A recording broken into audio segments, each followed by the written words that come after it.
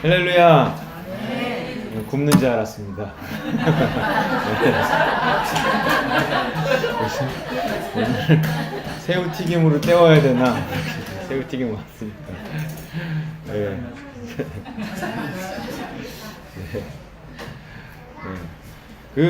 뭐 뇌생남 뭐 이런 거 들어보셨죠? 오늘은 뇌쉬남. 그래서 뭐 뜻은 뭐 내용을 들으면 이거구나 아실 거예요. 네. 좀 이렇게 오늘 본문을 좀 다른 관점에서 좀 나눠보려고 합니다. 죄 얘기를 할까 그러다가 뭐 그 얘기긴 하지만 조금 다른 관점에서 나눠보려고 합니다. 서울신문 기사예요. 과로 사회 없애려 애썼는데 대통령은 과로로 몸져 누웠다. 문재인 대통령 몸져 누웠대요.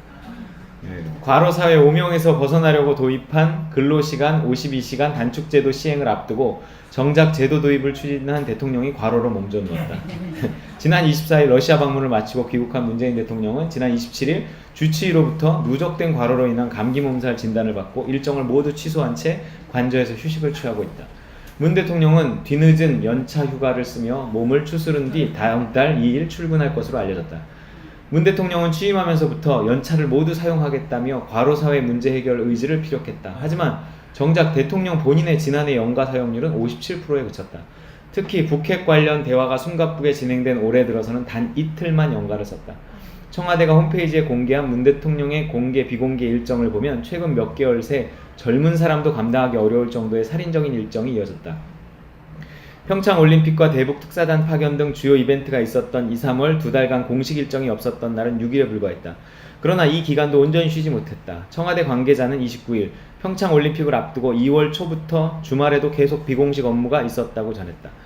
평일에는 많게는 10건 이상의 일정이 이어졌다. 1월만 해도 대통령 업무보고 100건, 대통령 주재회의 10건, 22건의 공개 일정이 있었다. 1월 한 달간 주말을 포함해 하루도 빠짐없이 근무했다고 쳐도 하루 평균 업무보고만 3, 4건을 받은 셈이다. 업무보고 하나를 받으려면 그 전에 보고자료를 충분히 공부해야 하기 때문에 시간과 체력이 많이 소모되는 것으로 알려졌다. 특히 4월 27일 남북 정상회담, 5월 한중일 정상회담, 미국 순방, 남북 정상회담 등 고난도의 이벤트가 잇따르면서 한반도 운전자를 자임하며 노심초사한 문 대통령의 체력이 고갈됐을 것으로 짐작된다. 미국 순방 직후 도널드 트럼프 미국 대통령이 북미 정상회담을 취소하자 문 대통령은 여독도 풀지 못한 채 5월 24일 국가안전보장회의를 열어 새벽까지 대책을 논의했다. 정상 간 전화통화는 올해 17차례 했는데 대개 현지 시간에 맞추느라 밤 시간대에 통화했다. 경제지표가 악화되면서 불면의 밤은 더욱 깊어졌다. 복수의 청와대 관계자에 따르면 문 대통령은 퇴근하고 나서도 새벽까지 관저에서 보고서를 읽는 날이 비일비재라 한다. 여권 핵심 관계자는 문 대통령은 본래 워커홀릭, 일 중독자에 가깝다면서 변호사 출신이어서 그런지 자료를 꼼꼼히 보고 산더미처럼 쌓인 보고서를 파헤치는 스타일이라고 했다. 더불어민주당의 지방선거 압승 이후 국민의 기대를 충족시켜야 한다는 부담감도 스트레스를 더한 것으로 보인다. 실제 문 대통령은 선거 결과에 대해 등에서 식은땀이 나는 정도의 두려움을 느낀다고 말했다. 지난 21일 러시아로 출국하기 전 배웅 나온 추미애 민주당 대표에게 지방선거 당선자들이 부정부패와 연결고리를 갖지 않도록 엄정하게 해달라고 신신당부하기도 했다. 문제는 대통령의 건강은 개인적인 문제가 아니라 국가안보와 직결되는 문제라는 점이다. 따라서 대통령의 스트레스를 체계적으로 관리해야 한다는 지적이 나온다. 특히 북한 비핵화를 놓고 남북미 중 정상들이 치열한 두뇌 싸움을 벌이는 현 국면에 정신적 육체적 스트레스는 평상시보다 훨씬 큰 부담으로 작용할 가능성이 높다. 그런데도 스트레스 해소 측면에서는 문 대통령이 불리한 상황이다. 즉 김정은 북한 국방위원장과 시진핑 중국 국가주석은 체제 특성상 일정이 비공개이기 때문에 수시로 휴식하며 컨디션 조절을 할 수 있다는 장점이 있다.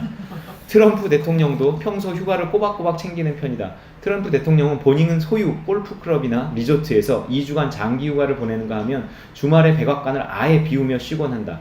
반면 문 대통령은 간혹 청와대 뒤 북악산을 오르거나 청와대 수영장에서 스트레스 해소할 때도 있지만 기본적으로 쉬는 날이 적어 한계가 있다는 지적이다.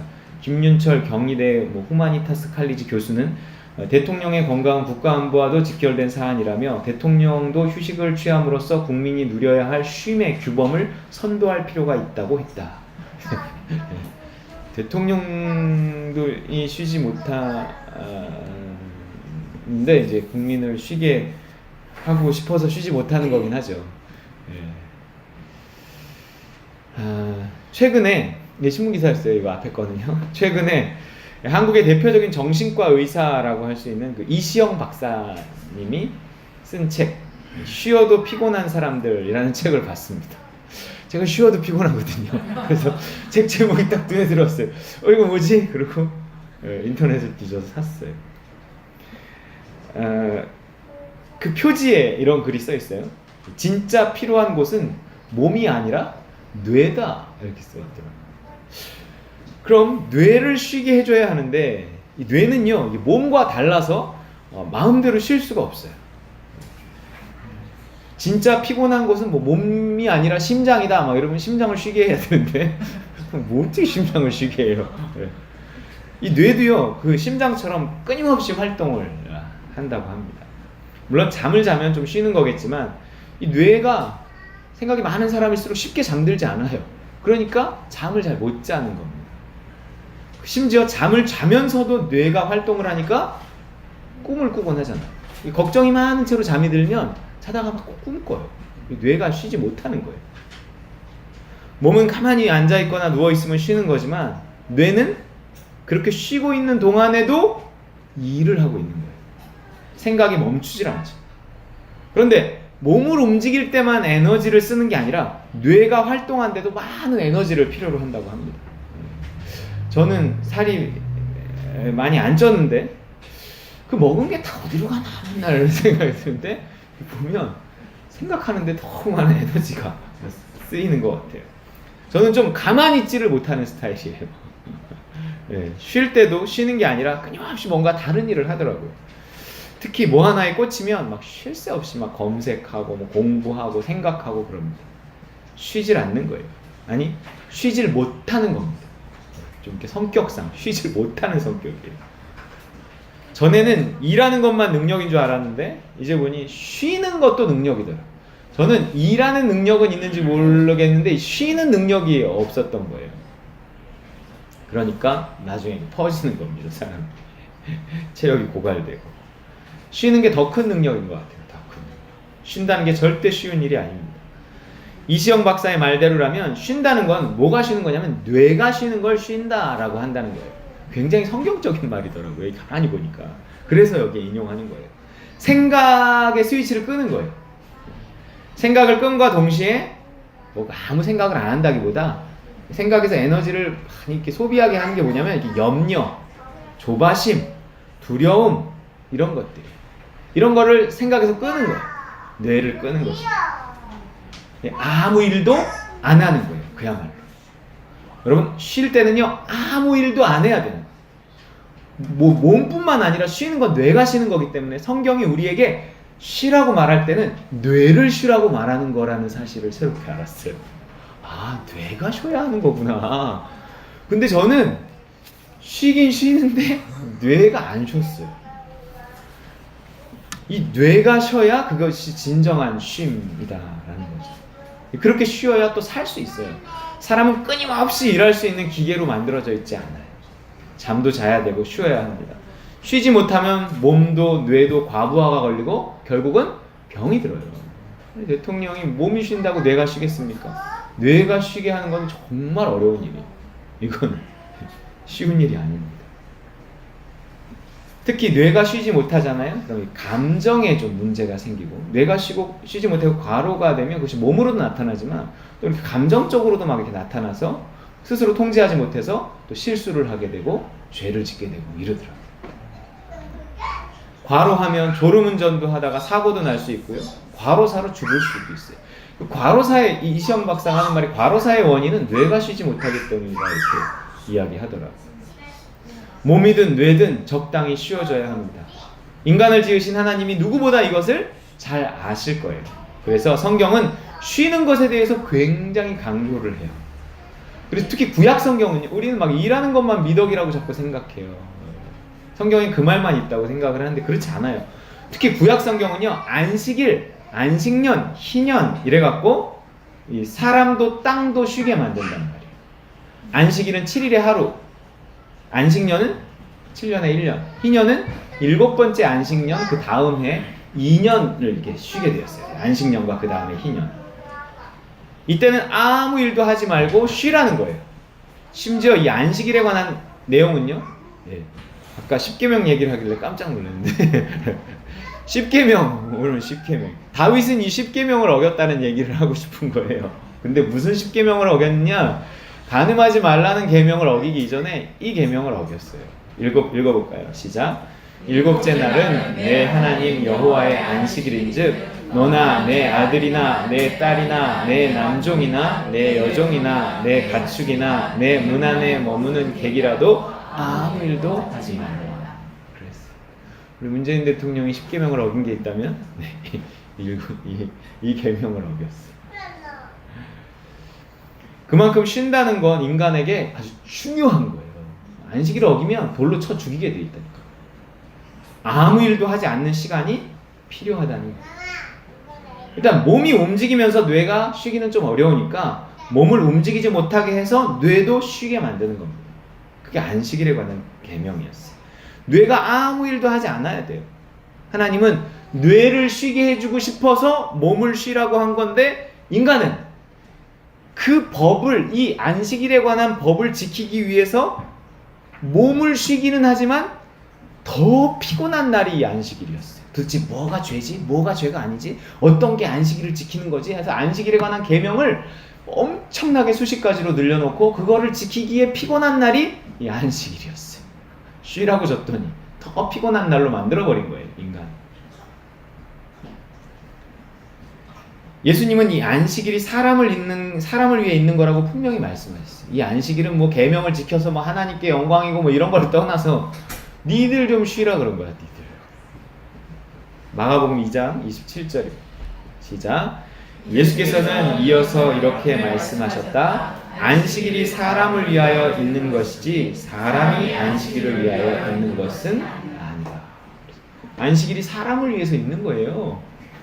하지만 인간은 쉬기 어려웠어요. 왜요? 이렇게 막 법으로 해서 죽인다 그래도 인간은 쉬기가 어려워요. 그 쉬는 날 또 끊임없이 뇌를 혹사시켜요. 몸은 법 때문에 꼼짝도 못하는데 뇌는 그 법망에 걸리지 않으니까 끊임없이 움직여요. 하지만 뇌는 쉬라고 해도 쉴 수 없습니다.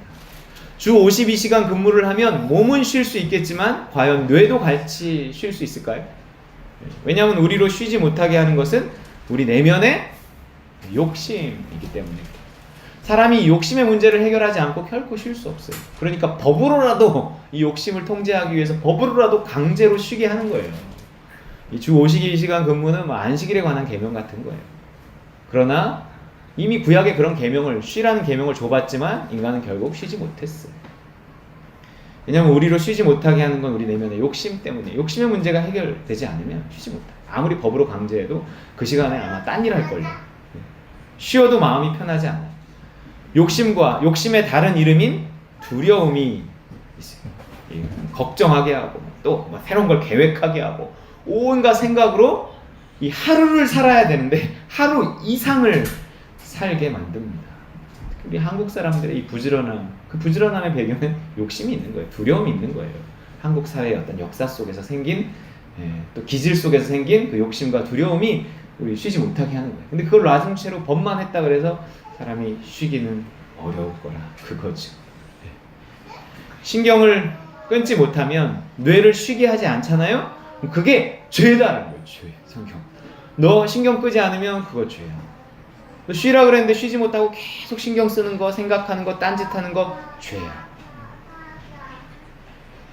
쉬라니까 자꾸 일을 만듭니다. 돈 버는 일이든 아니든 아무 일도 하지 말아야 할 시간에 뭔가를 계속 하는 거예요. 특히 우리로 쉬지 못하게 하는 주범 중에 하나가 뭔지 아세요? 예요. 쉴 틈 없이 잠들기 직전까지 붙들고 있잖아요. 좀 틈만 나면 좀 쉰다 싶으면 스마트폰. 그거를 쉰다고 생각하지만 쉬는 게 아니란 말이에요. 이게 불안해서 붙잡고 있는 거거든요. 욕심 때문에 붙잡고 있는 거예요. 일을 하는 거예요. 그것도 일을 하는 거예요. 뇌가 쉬지 못합니다. 특히 이게 막 불빛, 이게 밤에 이거 보고 있으면 이 뇌가 쉬지 되게 피곤하다고요. 또 이것도 관계 노동이거든요. 특히 스마트폰 붙들고 있는 것 중에 하나는 무슨 노동하는 거냐면 스마트폰 노동의 주된 노동은 관계 노동이라는 거예요. 아시죠? 관계 노동. 카톡, 페이스북, 인스타그램 이게 다 관계 노동이란 말이에요. 누군가 연결되고 있고 싶은 소외되기 싫은 그 욕심과 두려움이 우리는 끊임없이 스마트폰을 붙잡고 관계 노동을 하게 만들더라고요. 이게 적당히가 안 돼요. 적당히가. 욕심과 두려움 때문에 그렇습니다. 일 중독이라는 게 딴 게 아니더라고요. 가만히 있지를 못하는 거예요. 제가 그래요. 제가 워커홀릭. 이거 다음엔 저거, 뭐 저거 다음엔 이거. 결국 나중에 보면 그 쓸데없는 부지런함 덕분에 손해보는 것들이 많이 있어요. 그럼 그렇게 해놓은 것도 나중에 수습하려고 또 에너지가 들고 많아요. 이게 쓸데없는 부지런함이라는 거. 딱 필요한 것만 하면 딱 좋겠는데 이것도 쓸데있을 것 같고 저것도 쓸데있을 것 같고 나중엔 막 그 쓸데없이 해놓은 일 수습하느라고 또 시간과 돈이 낭비됩니다. 시간 낭비, 돈 낭비, 에너지 낭비죠. 중요한 건 단지 부지런한 것만이 아니라 중요한 건 신앙에서 중요한 건 부지런함을 넘어선 동행이라는 거예요. 동행 들어보셨죠? 성경이 부지런하라고 했다고 단지 부지런함만이 덕목이 아니라니까요. 그 부지런함보다는 안식하고 쉬라는 말이 성경에 훨씬 더 많아요. 아세요? 쉬지도 못하고 오직 욕심과 두려움 때문에 쓸데없이 부지런한 건 하나님의 뜻이 아니고 오히려 그 부지런함이 죄일 수 있다는 거예요. 아무것도 하지 말아야 할 때가 있어요. 생각까지도 쉬게 해야 할 때가 있다는 거예요. 그때 쉬지 못하면 그 시간에 결국 뭔가를 하게 되고 쉬어야 될 시간에 쉬지 못하고 뭔가를 하게 되면 그건 결국 죄가 될 가능성이 크다라는 거예요. 여러분 하나님이 쉬라 그래요. 쉴 시간을 주는데 그때 쉬지 않고 막 다른 걸 또 하는 거예요. 욕심과 두려움. 그게 죄가 될 가능성이 크다는 거예요. 누구랑 뭐 수다를 떠는 것이건 SNS를 하는 것이건 뭐 부업을 하는 것이건 공부를 하는 것이건 모든 생각을 끊고 쉬어야 할 때는 그냥 쉬어야 됩니다.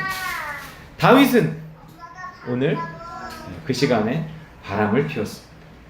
일 중독이었던 다윗은 오랜만에 전투에서 물러나 쉬려고 했지만 결국 쉬지 못하고 죄를 지었어요. 몸만 쉬니까 이러는 거예요.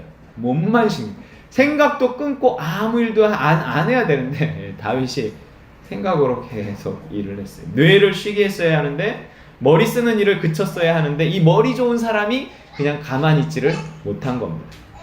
오늘 본문은 다윗이 범죄한 후에 나단 선지자에게 책망을 받는 장면이에요. 얘기인즉슨 이거예요. 과한 욕심으로 신하의 아내를 빼앗고 그 신하마저 죽였다는 거예요. 다윗이 한 일이에요. 혹시 모르시는 분이 있을까? 그 신하의 이름은 우리아였고 그 아내의 이름은 바세바였어요. 그 죄를 지었을 때의 장면으로 한번 돌아가 볼게요. 도대체 어떤 상황에서 그런 죄를 지었는지, 다윗이 간음에 살인까지 저지르게 된 배경에는 무엇이 있었는지 잠깐 보겠습니다. 일단 다윗이 범죄한 이야기는 사무엘하 11장에 나와요. 그러면 그 직전 10장에는 무슨 이야기가 나올까요? 다윗이 열일하는 모습이 나오는 거예요. 전쟁에서 나가서 연일 대승을 거둡니다. 계속 전투가 있었어요. 힘들었단 말이에요. 읽어볼게요. 시작. 어떤 사람이 다윗에게 알림해 그가 온 이스라엘을 모으고 요단을 건너 헬람에 이름에 아람 사람들이 다윗을 향하여 진을 치고 더불어 싸우더니 아람 사람이 이스라엘 앞에서 도망한지라. 다윗이 아람 병거 700대와 마병 4만 명을 죽이고 또 그 군사령관 소박을 치매 거기서 죽으니라. 하다데셀에게 속한 왕들이 자기가 이스라엘 앞에서 패함을 보고 이스라엘과 화친하고 섬기니 그러므로 아람 사람들이 두려워하여 다시는 암몬 자손을 돕지 아니하리라. 한참 장사가 잘 될 때이고 정신이 없이 일할 때였어요. 이럴 때 사람은 오히려 조심해야 돼요. 뭔가 안 될 때보다 잘 될 때 더 조심해야 돼요. 더 위험할 수 있어요. 왜냐하면 잘 될 때는 사람이 교만해지거든요. 교만해지면 쉬지 못하더라고요. 1호점이 잘 되면 쉬는 시간에 2호점 생각을 하더라고요. 2호점이 잘 되면 쉬어야 될 시간에 3호점 생각을 하더라고요. 그렇게 늘려가다가 나중에 감당이 안 돼서 문제가 생기고 자살한 CEO도 있잖아요. 카페베네 얘기. 네, 카페베네 CEO가 그렇게 하다가 죽었어요. 대단히 능력 있던 사람이었는데 그래도 사람이 쉬질 못해. 이제 그만해야 되는데 쉬어야 되는데 뇌가 쉬지 못하니까 몸이 덩달아 쉬지 못합니다.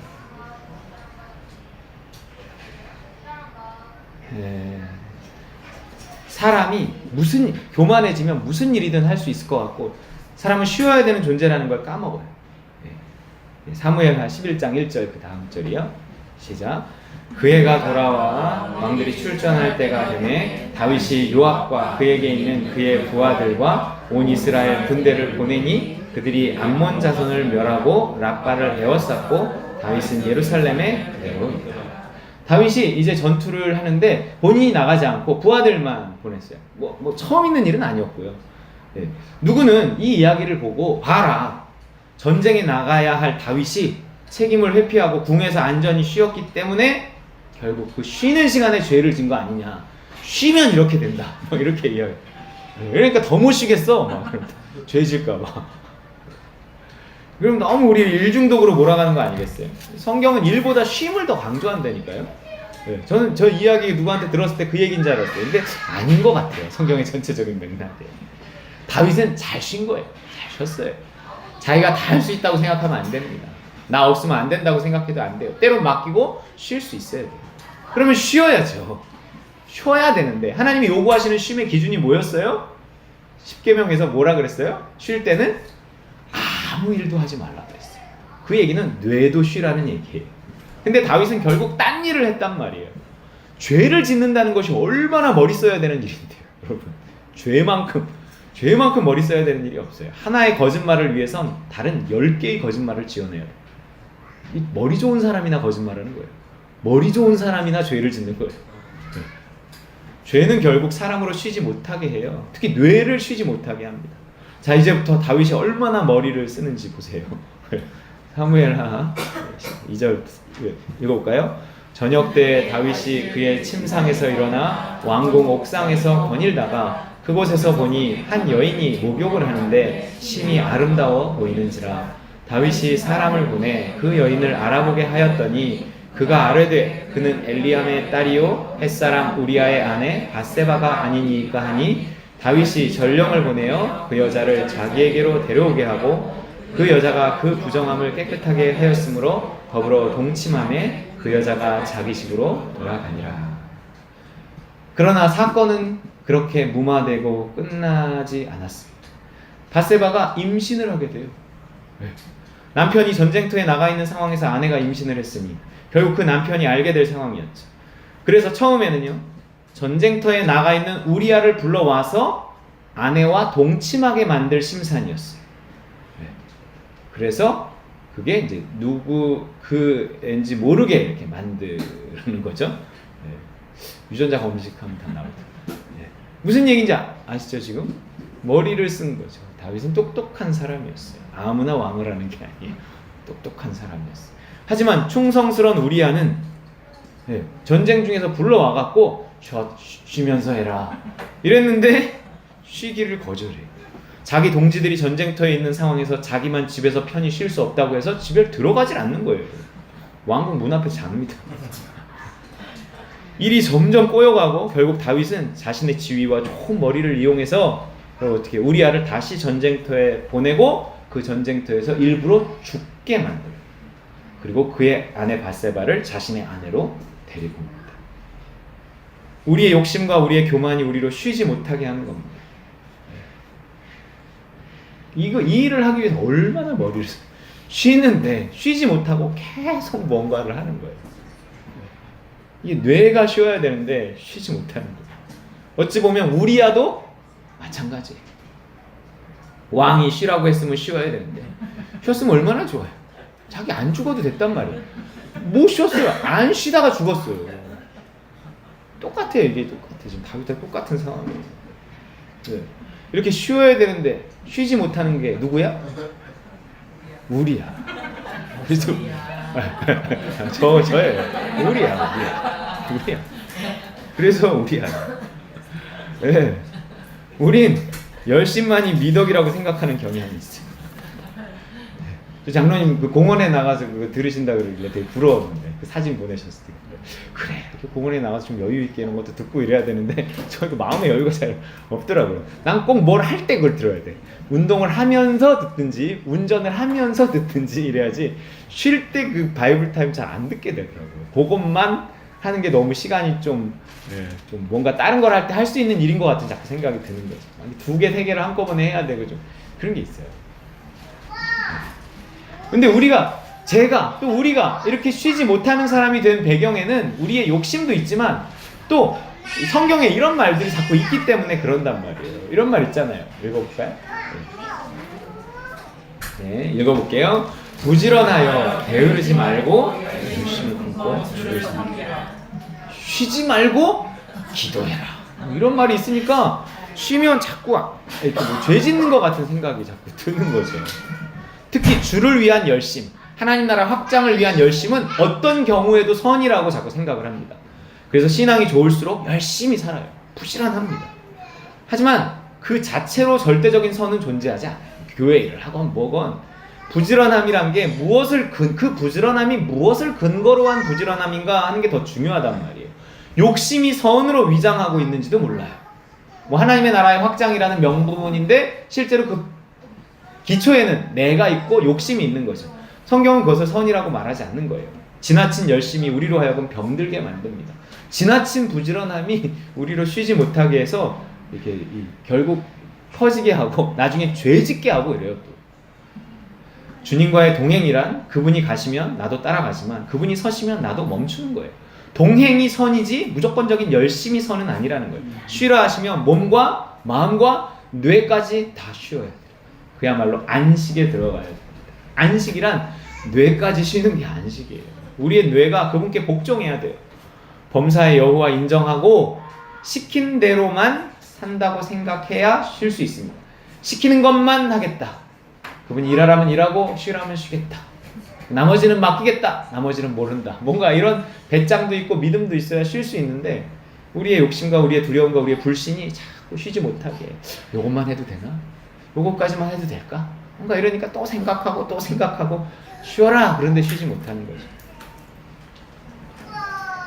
믿음이 있어야 쉬겠더라고요. 그래서 오버하지 말고 내가 다 할 수 있다고 생각하지도 말고 할 수 있는 만큼만 하고 나머지는 믿고 맡겨야 돼요. 그래야 은혜예요. 그렇게 해서 잘 될 때 더 감사하고 더 영광 돌릴 수 있어요. 죽어라고 해서 잘 된 것도 영광 돌릴 수 있지만 하나님 하라고 할 때 하고 쉬라고 할 때 쉬었는데도 하나님 잘 되게 하시면 더 큰 영광을 돌릴 수 있는 거예요. 미가서 6장 8절 읽어보겠습니다. 시작. 사람아 주께서 선한 것이 무엇임을 내게 보이셨나니 여호와께서 내게 구하시는 것은 오직 정의를 행하며 인자를 사랑하며 겸손하게 내 하나님과 함께 행하는 것이 선한 것이 무엇이냐면 동행하는 거예요. 하나님과 함께 행하는 거예요. 내 영리함을 의지하면 결코 쉬지 못합니다. 성공할수록 더 쉬지 못해요.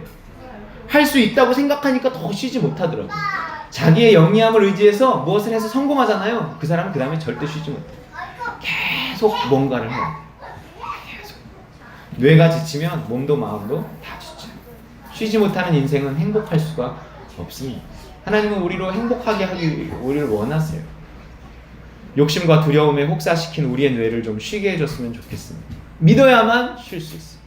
믿고 믿음대로 믿음만큼만 해야 쉴 수 있어요. 못 믿으니까 내가 해야 되니까 쉴 수가 없는 거예요. 아무리 쉬라고 해도 쉴 수 없습니다. 우리의 뇌를 쉬게 하기 위해서 그리스도께서 죽으신 거예요. 그리고 부활하시고 우리 안에 거하시면서 이제 나만 따라다니. 내가 시키는 대로만 해.